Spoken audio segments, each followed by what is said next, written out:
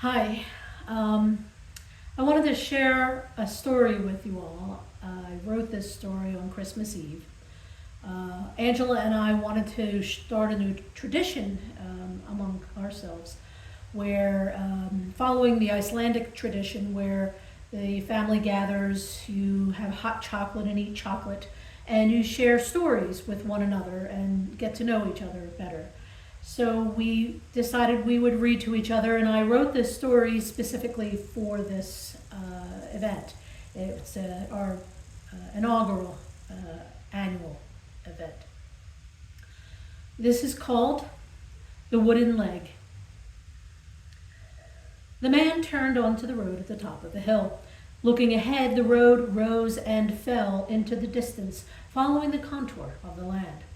It was a wide road with two lanes for traffic to travel in each direction. A row of palm trees lined the road on the left, and the right side was interspersed with African sumac trees and lantana bushes. These sat on a raised bed held at bay by a low wall of landscaping stones. The road was divided by a wide, flat concrete median. As he drove along, his bright brown eyes caught something lying in the middle of the median up ahead. He pulled over to the curb across where the object lay and got out of his pickup truck. He scanned to the left to be sure it was safe to cross to the median. Closing the door to his truck, he straightened his blue denim cap on his head. His neatly trimmed gray hair shone in the morning sun. His denim overalls made a whoosh, whoosh, whoosh sound with each step as his brown work boots slapped the road as he trotted over to the object on the median. Standing over the object, he inhaled sharply as he slowly crouched down to examine it more closely. "A leg," he gasped in a soft whisper. He gently, reverently reached out and picked up a well-worn wooden leg. Damaged with scratches, nicks, and a few gouges, it clearly had seen better days. The leg was a prosthetic from just below the knee. It was small for a child, and had a black shoe where the foot was and worn leather straps that were in shards at the other end that would attach to the wearer's leg. Holding it in front of him with both hands as if this were the most delicate, fragile work of art he'd ever seen, the man spoke softly to the leg. "Oh my, you are lost here, my friend. Who left you here to despair alone without your companion, I wonder? Come with me, friend. I know just what to do to help you." The man turned on his left foot and glanced up the road to be sure it was still safe to cross back to his truck.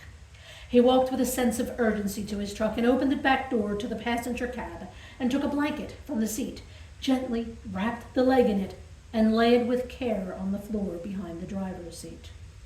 "You rest here, little one. We'll be at my place soon and get you all fixed up." Closing the passenger door, he climbed into the driver's side, started his truck, and drove to the break in the median where he could make a U-turn.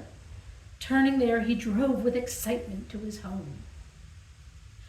Pulling into his driveway, he opened the garage door, exposing a world of wonder. There were antique toys on shelves lining the back and right side walls of his garage. The toys and dolls were all in different stages of repair. Some were completed and were like new. Others were partially fixed and lay waiting for more attention, while many looked like pieces of rusted or broken junk in need of love. The left wall of his garage was taken up by a long workbench that stretched almost the entire span of the garage from back to front. There were various machine tools attached to the bench, such as a drill press and a radial arm saw, as well as a grinding wheel and sander. Above the workbench were shelves with bins which were filled with parts for toys and dolls. There were bins filled with wheels, big and small, bins filled with buttons and doll eyes, doll arms, legs, and heads. There were plastic hats and plastic shoes of all different sizes. There were larger machine tools such as a bandsaw and wood-turning tool arranged in the middle of the garage space. Leaving his truck parked in the driveway because there was no room to park any vehicle in the garage, he opened the back door, reached in, and carefully removed the leg wrapped in the blanket. Walking over to his workbench, he turned a small spotlight on and placed the blanket under the light. Slowly, with great care, he unwrapped the leg from the blanket. Tossing the blanket behind him onto the floor, he laid the leg under the light and let out a soft sigh. Oh, look at you. You've seen a lot of action, little one. He turned the leg to look at the sole of the shoe. It was very worn. You have walked many miles in your life. I wonder what you have seen and done. Running his hand along the calf of the leg, he found scratches. Most of the paint was rubbed off, and there was one place that had 3 parallel gouges about an inch long. What happened here, I wonder? This almost looks like some kind of animal bite. He turned the leg so the leather straps at the top were now taking center stage under the spotlight. They were broken, dried out, and torn. On one side it had pulled completely out of the wood, and there were just a few remnants of the straps that would have attached to the thigh above the knee. I have everything here that I need to fix you up good as new. You will be a wonderful addition to my collection. He started first by removing the shoe and found more gouges in the foot portion of the leg. He took out a container stored near his stall, which was filled with sawdust. Using the sawdust and some glue, he created a putty and began filling the gouges in the foot and the leg. With great care, he was truly an artist as he lovingly smoothed the putty into all the gaps, blending it with the surrounding area. He worked all day on getting the wood portions just right. The hinges in the ankle needed to be replaced as they were rusted, and the mechanism in the sole of the foot to allow it to be adjusted for shoe size also needed to be replaced. Once that was finished, he went through his bins and began to fashion the leather harness and straps that would allow the leg to be worn. He worked through the night and the next morning. Holding the leg up, a slash of sunlight shining through the garage door windows made the leg glow. He said, "You are ready for the finishing touch." Grabbing a can of natural wood stain, a small brush, and a towel, he began to spread the stain over the leg.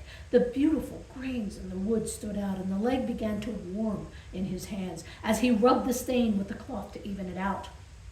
Finished with that step, he took a can of lacquer from the shelf and lovingly spread it over the wood until it shone. The sun was beginning to set now as he turned to hang the leg to dry. Using the leather harness, he hung it on a hook from the ceiling.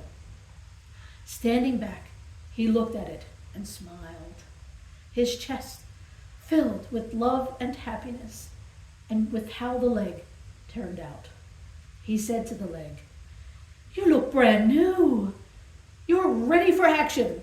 All right, my friend, I finished you just in time as I have to get inside with my family for Christmas preparations. It's the night before Christmas and time for me to go. I'll see you tomorrow." He turned to the door leading into the house, opened it, and looked back to admire the leg one more time. Flipping the light switch off, the leg slept hanging in darkness. He closed the door. Christmas morning! His 2 children were already up and opening presents under the tree when he came down the stairs. "Merry Christmas!" His daughters both called back to him as he walked towards the kitchen to get a cup of coffee. "Merry Christmas, Daddy!" Coming back from the kitchen, he sat on the couch, arm around his wife, while they watched with joy as their children opened their gifts. Grabbing a box under the tree, his daughter Sherry handed it to him. "This one's for you, Daddy." He opened it to find 5 pairs of socks. "Great! I need socks. My toes are poking out of the old ones." With that, he thought about the leg in the garage. He decided to see how it looked with the lacquer now dry. He stood and said, "I'll be right back." He walked to the garage and opened the door, flipped on the lights, and his jaw dropped with surprise. He immediately turned and walked into the living room. He said, "Who was in the garage this morning?" They all stopped and looked up at him, shaking their heads. They responded, "I never go in the garage, Daddy." "Not me." "I haven't been in the garage, dear. Why do you ask?" "The leg I was working on, the one I told you I found, it's gone." Mariana sat on the sofa, her body leaning against the arm on the right side, watching her brother and sister open their presents. Her right leg rested on the floor. She was in a bad mood and angry.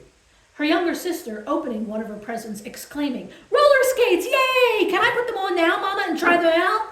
Her mother, who was sitting on the other end of the couch, said, "Of course, Lucia, that's what they're for." "Yay, thanks, Mama."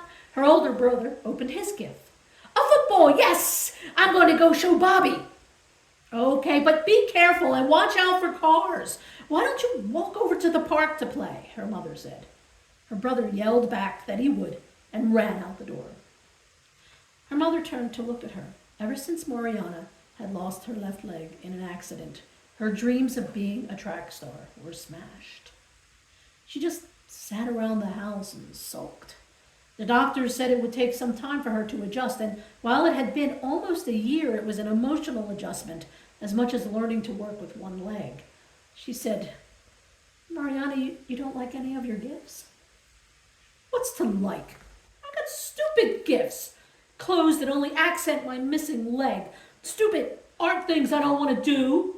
I can't roller skate with my leg like this the way Lucia can. I can't run like I could." Her voice began to rise. "I can't walk. I can't jump. I can hop though, can't I?" Her mother looked down and scooted across the couch to put an arm around her daughter. Mariana buried her face into her mother's shoulder and sobbed. She rocked back and forth, not knowing what to do. She was hoping once the insurance company cleared the claim for a prosthetic for Mariana that she might come out of this funk. As they sat there together, her eye was caught by the sun coming in through the windows. It was shining off something under the tree. The glare was twinkling in her eye. She gently pushed Mariana away from her and said, "What is that?" "What, Mama?" Then she saw it too. There was something under the tree in the back that the sun was glinting off and shining in her eyes. Her mother went and got down on her hands and knees, crawling slightly under the tree, and came out with a wooden leg. "Where did this come from?" her mother said as she held it up. It was beautiful. She brought the leg over to Mariana and sat down on the couch next to her with wonder in her eyes. Mariana looked at the leg and back at her mother. Mariana said, You got me a leg?" Her mother, shaking her head, said, "I didn't get you a leg. We're still waiting for the insurance company to approve you for one. I have no idea how this leg got here. Do you think it will fit me?" "There's only one way to find out." And she gave Mariana the leg, and together they slipped it into place, tightening the straps around Mariana's thigh. Her mother stood back, admiring the leg. It was a beautiful wood tone. It looked both brand new and yet very old. She held up her hand and said, "Wait here. Let me get your other shoe." Her mother came back with Mariana's shoe that matched the one she was wearing on her right foot and placed it on the foot of the new leg, tying it tight. Standing up, she held out her hands to Mariana, who reached up and took her mother's hands. She pulled and stood on both legs. It was a perfect fit.